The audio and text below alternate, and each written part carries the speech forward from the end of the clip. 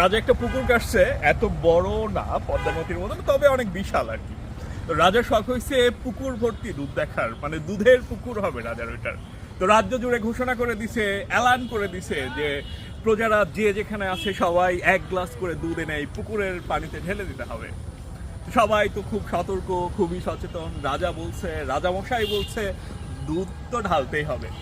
হয়েছে কি, সবাই যখন এরকম প্রস্তুতি নিচ্ছে তখন একজন তার মধ্যে অতি চালাক লোক ছিলেন।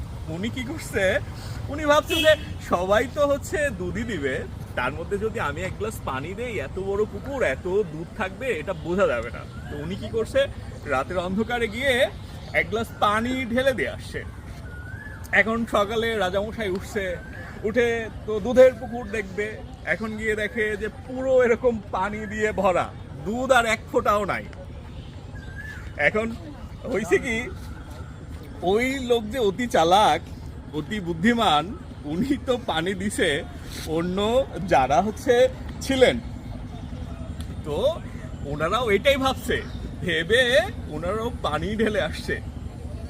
এখন মানে রাজামশাই চিন্তা করছে যে কি হইলো এটা, আমি বললাম দুধ দিতে, সবাই ঢেলে দিল পানি। তো বিষয়টা হচ্ছে সবাই যে যার মতো করে চিন্তা করবে, কাজ করবে। আপনিও যদি তাদের মতো করে সেই স্রোতে গা ভাসায় দেন, সেইভাবে চলেন, তাইলে কিন্তু ওই রাজার হচ্ছে দুধের পুকুর দেখার মতো হবে। সকালে দেখা যাবে যেরকম ভরা পানি। তো সৎ থেকে কাজ করতে হবে।